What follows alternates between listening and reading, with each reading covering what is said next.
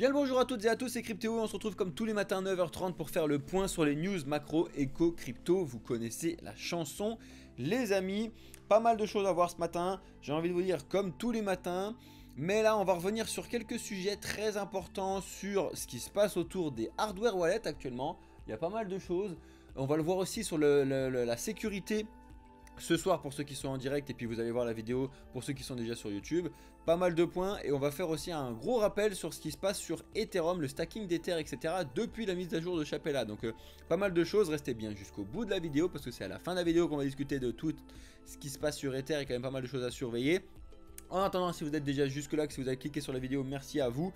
Abonnez-vous, lâchez un like, c'est le meilleur soutien que vous puissiez faire, ça prend juste 2 secondes. Mettez pause sur la vidéo là pendant que je vous le dis. Lâchez un like, c'est le meilleur soutien que vous puissiez faire. Et lâchez un commentaire si vous avez des questions, les amis. Alors, encore une fois, ça fait 3 semaines que je vous dis ça. On ouvre dans le rouge. Alors ça ne veut pas dire que tous les jours le Bitcoin est en train de se viander. Non, c'est que vous savez que là on ouvre dans le rouge quand je vous fais la matinale. Des fois ça remonte dans la journée pour justement après réouvrir dans le rouge un autre jour, bref, etc. etc. Donc aujourd'hui, c'est pareil, c'est pas des catastrophes, mais on ouvre dans le rouge, d'accord? C'est vraiment un rouge petit à petit qui commence à se faire ressentir assez important. Vous allez voir sur le côté, vous savez qu'on garde quand même le Bitcoin, d'ailleurs c'est en 5 minutes qu'il faut qu'on se le mette. Voilà, surtout que c'est important par rapport à ce que je vous ai placé tout à l'heure.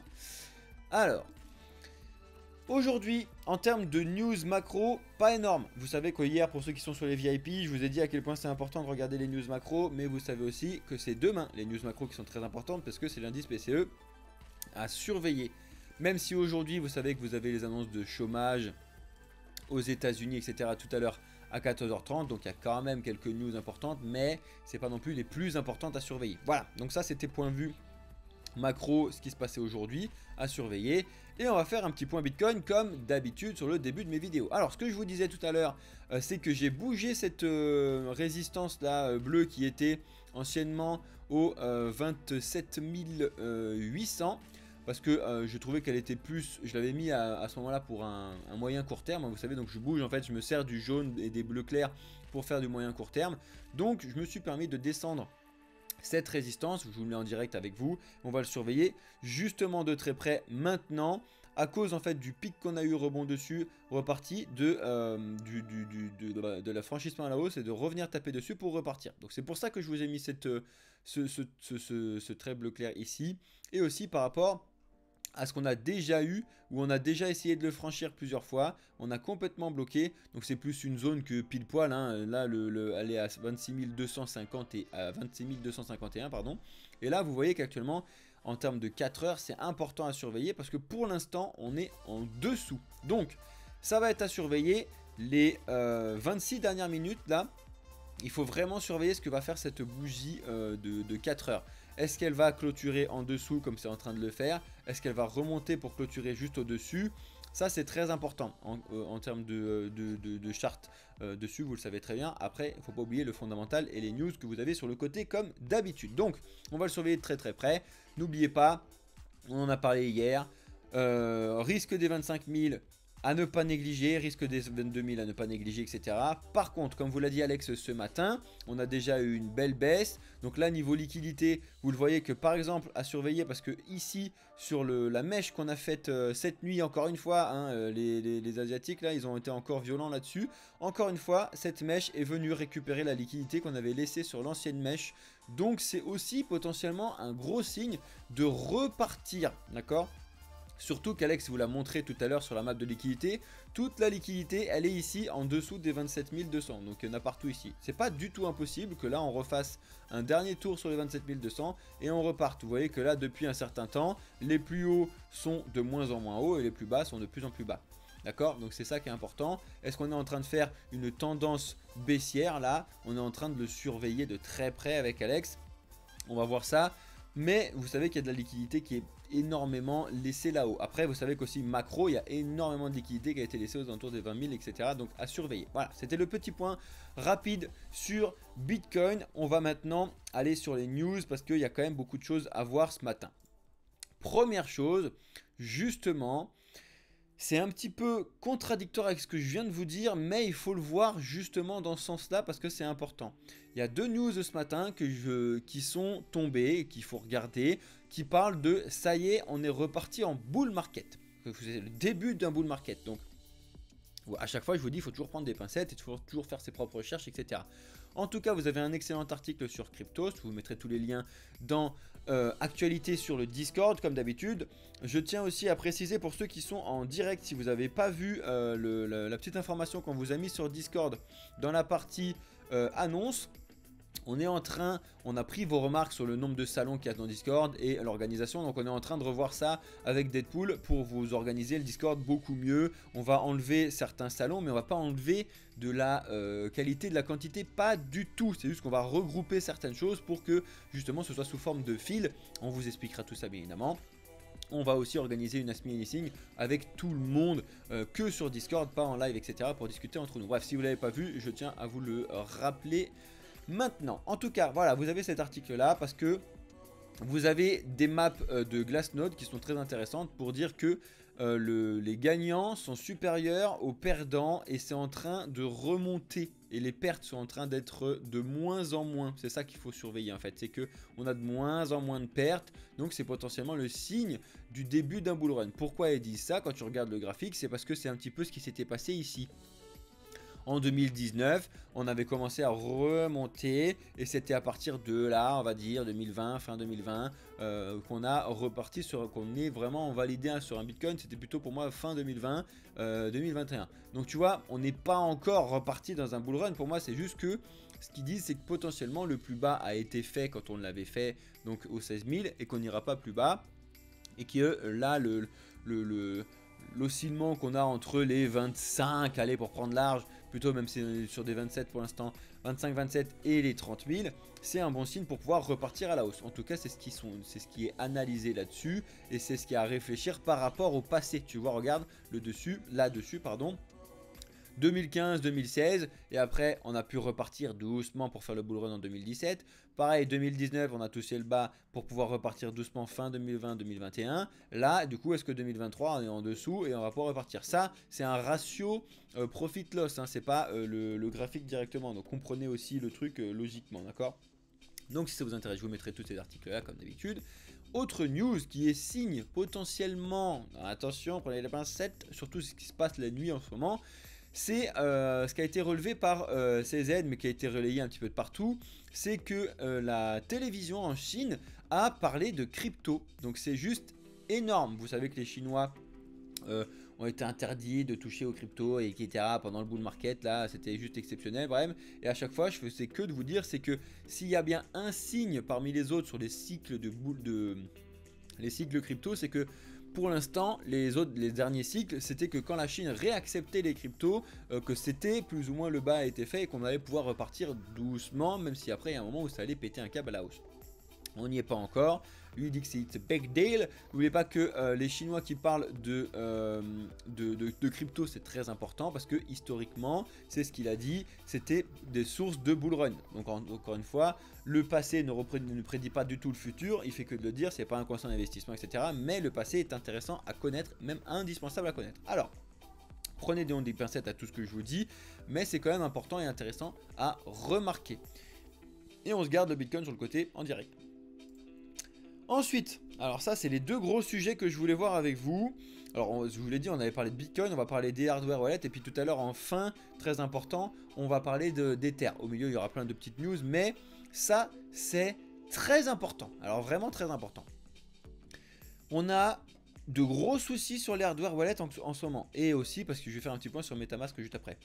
Vous le savez, on a le gros souci sur Ledger, sur le fait qu'il propose un service de recovery de la seed phrase, bim bam boum. En tout cas, le PDG de Ledger lui-même hier a annoncé que la mise à jour, enfin le service qui allait être proposé allait être disponible en open source pour que tout le monde puisse regarder ce qui se passe réellement sur ce service là pour voir si c'est possible, pas possible de récupérer la clé privée d'une clé Ledger, etc., etc. Comme ça on va le savoir. En tout cas c'est le but du jeu d'être le plus transparent possible, même si vous savez que bon il y a quand même des des décisions compliquées hein, quand tu gères une entreprise vers la transparence, il faut gérer la confiance, il faut gérer tous ces trucs là, etc. Ça c'était sur la partie ledger. Ce qui est important sur la partie trésor, actuellement, c'est deux choses. Déjà, je vous rappelle que ce que je vous ai dit la semaine dernière, je crois, c'était qu'il y avait beaucoup de fake trésors qui tournaient actuellement. Donc les trésors, j'en ai pas un, moi j'ai une ledger comme vous le savez, mais bref. C'est juste un poil plus gros. Et actuellement, il y a beaucoup de fakes si vous l'achetez pas directement sur le site de Trésor. Donc s'il vous plaît, n'essayez pas d'économiser 5 balles, 2 balles en l'achetant autre part. Achetez vos hardware wallets si ça vous intéresse. Encore une fois, pas de conseils ou je sais pas quoi. Si vous êtes intéressé, vous les achetez directement sur le site officiel de la marque. Sinon, vous prenez des risques et surtout là, c'est des risques vraiment conséquents. Autant que vous allez acheter un truc Wish éclaté sur un truc pété où on s'en fiche. Là, c'est vraiment votre avenir financier, etc. qui en dépend et qui est important. Premièrement, sur Trésor. Deuxièmement, et c'est une énorme mauvaise nouvelle sur Trésor, ça reste encore à être confirmé, validé, regardez un petit peu tout ça. Mais en direct, on a Uniseferd qui a posté cette vidéo sur YouTube qui dure 5 minutes où ils expliquent qu'ils ont réussi à extraire le mot de passe, le code PIN et la clé privée d'un trésor. Alors, ça, déjà... Bon, c'est pas donné à tout le monde. Alors, il faut se rassurer aussi sur un truc. Premièrement. Deuxièmement, il faut que les mecs ils aient accès à votre trésor en direct. Donc ça aussi, il faut faire attention avec vos trésors, etc. Ça, on le sait. Mais c'est quand même un très mauvais point pour l'entreprise Trésor. Parce qu'en fait, c'est ce qu'il a expliqué aussi, du coup, le hacker, enfin celui qui a fait ce truc-là et qui a expliqué comment le récupérer. Il a dit, le problème, c'est que effectivement, ça peut être corrigé, mais il va falloir qu'il rapatrie tous les trésors, qu'il corrige dessus pour les renvoyer. Parce qu'il a dit qu'une mise à jour directement ne suffirait pas pour pouvoir empêcher ce que lui, il a fait. C'est un très gros coup dur pour Trésor, pour les hardware wallets en général. Donc, parce que n'oubliez pas que la sécurité, c'est primordial. C'est justement le live qu'on va vous faire ensemble ce soir. Très important. Donc faites attention à tous ces genres de trucs là quand vous achetez vos trucs. C'est pour ça que on fait que de vous le dire, mais je vous le répète, ça ne sert à rien d'avoir qu'un seul wallet. Non seulement ça sert à rien, et en plus de ça, c'est très dangereux. On va en rappeler ce soir pendant la sécurité, et je vais le faire la sécurité avec les VIP.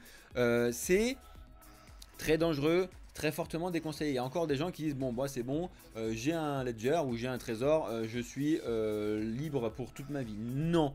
Moi le premier, je n'ai qu'une seule de ledger parce que j'ai pas énormément de fonds dessus, mais j'ai beaucoup de software wallet, j'ai beaucoup de j'avais beaucoup de desktop wallet. Maintenant je vais en reprendre certains aussi. Il faut diversifier vos investissements, vos placements, vous connaissez, mais c'est aussi très important de diversifier les endroits où vous les mettez. Je sais qu'à l'avenir, si vous avez des dizaines de milliers, des centaines de milliers de dollars équivalents sur vos portefeuilles, n'ayez pas tout sur une seule clé ledger, sur un seul trésor, c'est complètement débile. Alors oui, c'est compliqué après à gérer en termes de gestion, mais après, n'oubliez pas que c'est votre faute si vous perdez vos trucs, etc. Là, typiquement, ce type de problème-là, c'est intéressant d'avoir une ledger, un trésor, et il y a plein d'autres concurrents. Je vous les citerai je vous les mettrai dans le Discord comme d'habitude, sur la partie wallet. Bref, c'est intéressant d'en avoir plusieurs parce que du coup tu sais que s'il y a un problème sur ton trésor, là tu vois qu'il y a un problème directement sur le trésor, bah, c'est facile de prendre tes fonds sur ton trésor, de les envoyer sur ta ledger, de renvoyer ton trésor chez la société Trésor pour qu'ils mettent à jour le truc, ils te le renvoient, tu peux en mettre tes fonds. Là ça fonctionne. Si tu as tout sur ton trésor, que tu te fais voler ton trésor, que tu fais voler ton trésor directement, c'est quand même un gros problème, d'accord ? Mettez en place une sécurité s'il vous plaît. Si vous ne comprenez pas tout ça, si vous ne savez pas comment mettre en place, si vous avez besoin d'accompagnement, abonnez-vous à cette chaîne. Venez nous poser des questions sur le Discord. Rejoignez le Discord, on va discuter de tout ça, c'est très important. Ne pensez pas qu'en ayant juste un seul truc, vous êtes à l'abri de tout ce qui se passe. Non. Déjà dans la vraie vie, vous avez votre portefeuille, vous avez des sous qui sont dans un bocal à l'entrée de chez vous, vous avez des sous dans un compte en banque, dans un autre compte en banque, vous avez des sous dans tel... Bref, de base, vous savez le faire. Donc pourquoi vous ne le faites pas dans le monde des cryptos? Très important, s'il vous plaît. C'était les points que je voulais voir aujourd'hui avec vous là-dessus. Pareil, revenir sur MetaMask. 2 secondes parce que c'est le même sujet sauf que là c'est un software wallet. Bref, si vous comprenez pas l'histoire des softwares, hardware, etc., je vous ai déjà expliqué, vous ai fait des vidéos, regardez un petit peu ce qui se passe sur notre chaîne YouTube, abonnez-vous, lâchez des likes. Sur Metamask, le gros problème qu'on a actuellement, enfin le gros fake rumeur qu'on a, c'est que Metamask disent oui on va récupérer les taxes sur parce que c'est le moment de payer les impôts là, et les gens pensent que tes impôts peuvent être retirés de Metamask. Non, je vous le répète, non. Là, si vous voulez, Consensus, donc ceux qui ont créé le wallet Metamask, sont revenus dessus en expliquant pour clarifier que quand ils disaient la phrase qu'ils avaient, c'était se réserve le droit de retenir des taxes si nécessaire. Ça, Metamask se réserve de retenir des taxes si nécessaire, c'est uniquement sur les offres et donc les services proposés par Metamask Consensus. C'est normal, c'est-à-dire que c'est proposé comme d'habitude parce que c'est décentralisé, mais il y a des propositions d'avoir ce service, ce service, ce service. Tu te doutes bien que ce service-là va engendrer potentiellement des frais, d'accord, sur le truc, et si tu les payes pas, ils se réservent le droit de te les prendre dessus parce que c'est une société, c'est un projet là-dessus. Mais tu n'es pas obligé de le prendre ce service, donc si tu ne prends pas ce service, tu sais très bien que tu vas pas être récupéré pour tes taxes. Et encore une fois, je vous l'ai dit, grandissez 2 secondes, vous savez très bien que c'est pas possible. Déjà, même vous, c'est une catastrophe pour calculer vos revenus et calculer donc vos gains au fisc français parce que c'est compliqué entre les NFT, le trading, le machin, le truc. En général, c'est facile pour le trading, mais pour tous les autres trucs, c'est une catastrophe.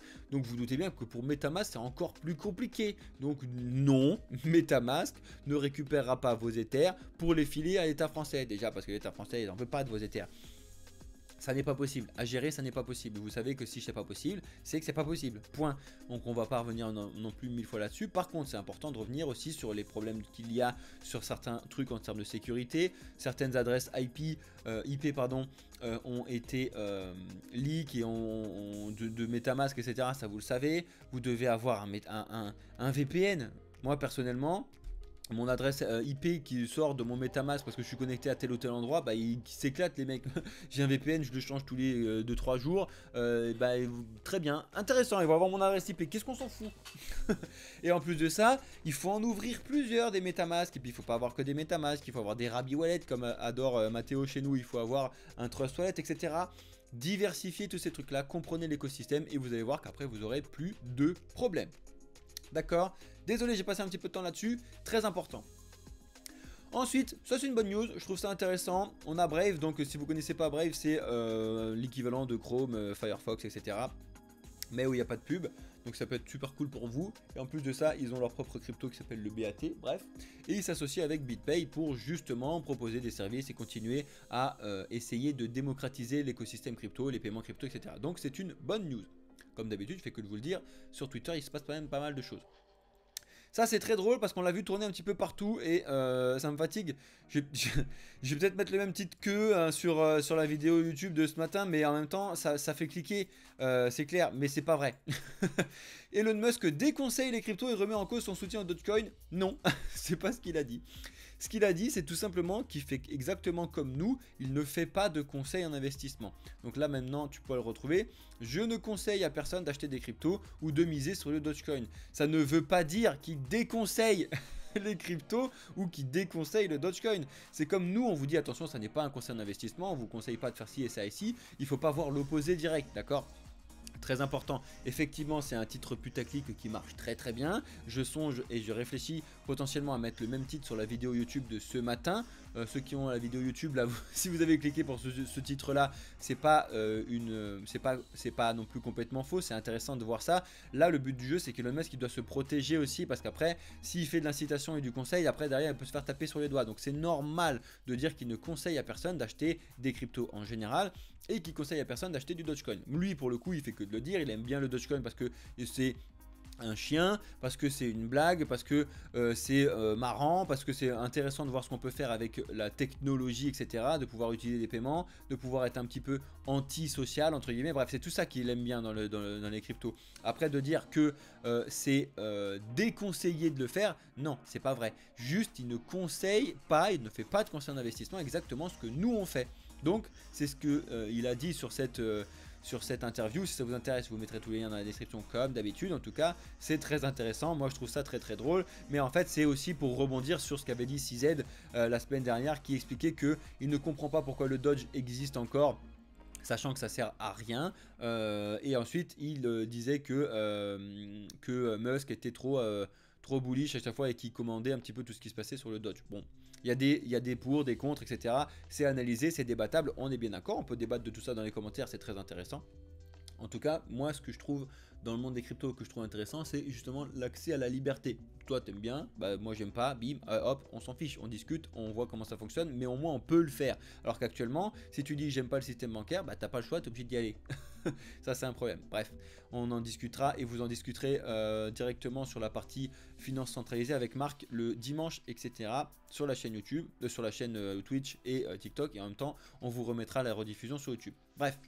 En tout cas, c'est intéressant à noter.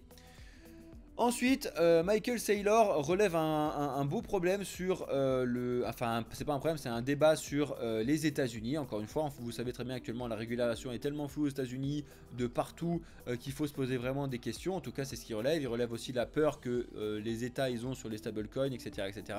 Article très intéressant de CoinTribune. Je vous mets ça dans la description pour regarder ça, les amis.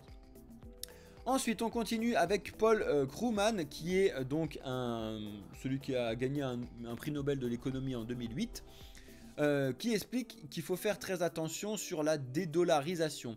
Il faut faire très attention dans les deux sens. Attention dans le fait que ça peut être bénéfique, parce que du coup ça va empêcher un petit peu d'avoir cette centralisation beaucoup trop centralisée sur les Américains, mais qu'il faut faire attention parce que pour l'instant aussi le concurrent principal ça va être potentiellement la monnaie qui va être créée par les BRICS, voire directement le yuan, parce que le yuan il est très fort en ce moment.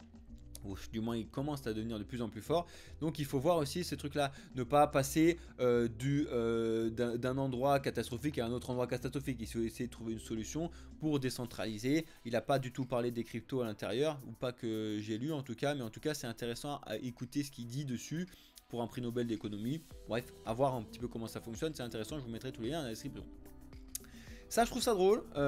C'est juste une petite partie NFT parce que faire un petit clin d'œil aussi à Monsieur Rabbit avec qui on a discuté hier, c'était très très drôle. Bref, donc le petit clin d'œil NFT. Ce matin, il y avait 20 NFT de champagne carbon là qui sont sortis à la modique somme de 390 €. Ils sont sold out direct. En même temps, ils en ont mis que 20. Donc t'en mets 20, c'est clair que c'est parti. Et en fait, ça va être ceux qui vont détenir du coup ce NFT vont se voir envoyer ce champagne millésimé, carbon, bref. Quand les NFT sont utilisés comme ça pour faire un petit peu du marketing, etc., why not, c'est intéressant. N'oubliez pas que c'est la technologie des NFT qui est importante. Eux, ils s'en servent pour faire du marketing, on peut s'en servir pour faire plein d'autres choses. C'est aussi pour faire un petit rappel sur les NFT que c'est la technologie qui est très très importante. Tu peux t'en servir sur des biens que tu en as réellement besoin. La médecine, les données, etc., etc. Donc on va continuer à développer tout ça. Ensuite, très important, on a le Mike là, McGlowan qui fait un gros point sur ce qui se passe actuellement. J'aurais dû mettre cette news là à côté de Michael Saylor tout à l'heure parce qu'il dit qu'il y a de gros soucis actuellement au niveau de la Fed, au niveau des décisions de politique monétaire, etc. C'est un petit peu ce qu'on a dit hier sur le cours justement de la Banque centrale, etc. Mais vous n'êtes pas encore assez allé voir cette vidéo. Bref, on l'a vu hier sur la chaîne YouTube Blockchain Capital 2023 si ça vous intéresse. Que le fait que la Banque centrale continue d'augmenter ses taux, malgré qu'il y ait des banques qui chutent, parce qu'en fait, tu sais très bien que quand tu augmentes tes taux, c'est un... Bref, je l'ai expliqué hier, c'est de plus en plus compliqué pour les banques de récupérer de l'argent, donc elles font faillite. Donc si tu continues à faire des faillites de banques, ça va être une faillite totale du monde et c'est très très compliqué. Et c'est ce qui met en garde là-dessus. Et faut faire attention sur ce qui peut se passer aussi sur les actifs comme Bitcoin ou alors l'or, enfin toutes ces valeurs refuges là, parce que de toute façon quand il n'y a plus d'argent, il y a tout qui baisse, hein. Quand il n'y a plus d'argent, il n'y a plus rien. Il n'y a plus d'acheteurs quand il n'y a plus d'argent, d'accord? Peu importe que ce soit centralisé, décentralisé, donc potentiellement tout baisse. En tout cas, il faut faire très attention.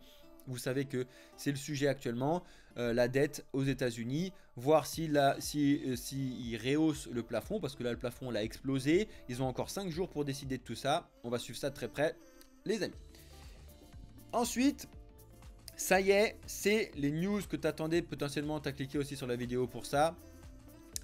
Qu'est-ce qui se passe depuis la mise à jour Capella, donc depuis la mise à jour Shanghai plus Capella sur Ethereum, à savoir de pouvoir retirer ces Ethers en stacking et que ça fonctionne très bien. Maintenant, tu vas pouvoir les mettre et les retirer quand tu veux.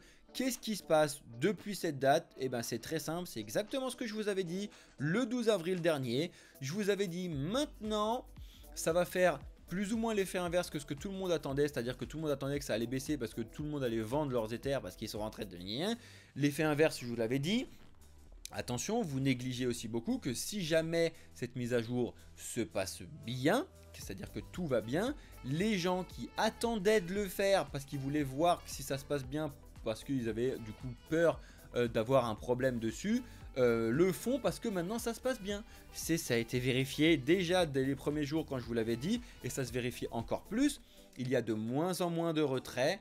Seuls ceux qui avaient besoin de faire leur retrait, qui étaient là au tout début, l'ont fait un petit peu pour récupérer un peu d'argent. Ça a été fait donc aux alentours du 12-17 avril, comme tu le vois là-dessus. Et après, ça a baissé carrément parce que les gens n'ont plus besoin de faire de retrait. Surtout que de toute façon, l'Ether, ceux qui investissent là-dedans, qui mettent du stacking, ils y croient sur le long terme. Ils savent très bien que l'Ether va toucher les 10 000, 20 000 dollars à un moment, voire encore plus haut si ça continue de baisser en termes de... Enfin, si on continue de brûler des Ethers. Si vous voulez suivre tout ça, vous allez sur ce site-là, par exemple. Donc, c'est le site de etherscan.io et on le voit en direct. Vous voyez que là, c'est les dépôts par mois donc d'Ether sur la Bitcoin Chain. Donc, c'est là qu'ils sont stackés, d'accord? Donc, tu vois que oui, certes, depuis un moment, il y en a eu pas mal. Mais il faut savoir qu'il y avait beaucoup sur Lido. Tout était sur Lido même à l'époque, d'accord? C'est le gros truc bleu là. Donc tout allait sur Lido quasiment, d'accord? Et depuis un certain temps, c'est un petit peu dispatché un petit peu partout, donc sur les autres. Lido est toujours quand même beaucoup, hein, sur le bas en bleu foncé là, il ne faut pas l'oublier. Mais ce que je veux vous dire, c'est que depuis avril, et surtout le mois de mars, regardez l'explosion complète du nombre d'Ethers qui ont été déposés sur la Bitcoin Chain. Je vous l'ai dit, maintenant les gens ils ont confiance sur le réseau Ether parce qu'ils savent que maintenant ils peuvent retirer, faire ce qu'ils veulent. Donc tous ceux qui ont attendu jusque là parce que ils ne savaient pas comment ça allait se passer, font des dépôts sur le stacking d'Ether pour pouvoir mettre en place le livret A 2.0, j'ai envie de te dire. Pourquoi t'embêter avec un livret A qui te rapporte en fiat alors que vous avez compris normalement avec toutes les vidéos qu'on vous fait que le fiat n'a pas d'avenir long terme à cause du coup de l'inflation et que du coup en fait tes dépôts en fiat que tu mets, que tu places sur ton livret A, ce que tu as placé sur ton livret A, ça n'a pas d'avenir. Même si on augmente encore et qu'on continue à passer à 4%, ça n'a pas d'avenir, c'est complètement débile. Ça peut casser le livret A et être une vraie solution sur 2 points. Parce que du coup, tu n'es plus sur du fiat, donc tu es sur de l'Ether. Donc de base, de stacker de l'Ether, plutôt que de voir tes sous se dévaluer au fur et à mesure du temps à cause de l'inflation sur les euros. Là, c'est de la déflation sur les Ethers parce que justement... on en brûle tous les jours, donc la valeur de base, sans rien faire, sans avoir de revenus en plus passifs, gagne en argent tous les ans parce que justement on a cette déflation. Mais en plus de ça, on a mis du coup de la récompense dessus. Et c'est ce que vous allez voir juste après. Donc c'est très intéressant. Attends, c'est ici que je voulais vous le montrer. Hop. On a mis de la récompense, donc le stacking en plus qui a augmenté en termes de pourcentage. Alors là, je sais pas où ils le prennent ce truc là parce que sur Lido, on est plutôt sur du 4%, etc. Mais là où les gens me disent ouais, mais pourquoi tu gueules sur le livret A, c'est à 4% et là tu me dis un autre truc à 4%, ça n'a rien à voir. 4% sur quelque chose de fiat en euros et 4% en Ether, c'est 4% en Ether qui est déflationniste, ça n'a rien à voir. C'est-à-dire que d'avoir 4% sur quelque chose qui est déflationniste, ça veut dire que à chaque fois c'est 4% par rapport à ta valeur de base, hein. C'est pas 4% par rapport à machin. Donc logiquement, en fait, en ramener en argent pour toi, on est sur des pourcentages énormes. Bien au-delà de 4% par rapport à ton livret A. Donc il faut comparer ce qui est comparable, les amis, s'il vous plaît. Et là, vous le voyez, que ce soit sur le graphique là, donc avec la ligne verte. Donc tous les validateurs d'Ether, il y en a de plus en plus depuis justement avril-mai, d'accord? Et c'est ce que je voulais vous montrer ici, c'est que vous le voyez aussi, on avait un petit peu une montée linéaire. Et depuis le 12 avril qui était ici, on a une montée vraiment qui a complètement pété un câble sur les dépôts et le nombre de personnes qui ont confiance en Ether, même s'il y a eu certains problèmes sur Ether, etc. Mais ça signifie quand même quelque chose, que Ether ça fonctionne bien, que le système derrière Ether il est très bien, même s'il y a plusieurs choses derrière que je vous ai déjà dit hier sur il faut faire attention sur le consensus, etc. En tout cas, ça fonctionne les amis. Voilà, donc je vais vous laisser là pour les news de ce matin. J'espère que ça vous a plu. Je vais rester avec les gens sur Twitch et sur TikTok pour répondre à vos questions. Merci à ceux qui ont suivi la vidéo jusque là. N'hésitez pas à regarder nos autres vidéos. N'hésitez pas à vous abonner si ce n'est pas déjà fait. Et n'hésitez pas à liker la vidéo. C'est le meilleur soutien que vous puissiez nous faire. Les amis, merci à toutes et à tous d'avoir suivi cette vidéo. C'était Cryptéo pour le projet Blockchain Capital. Ciao, bonne journée les amis.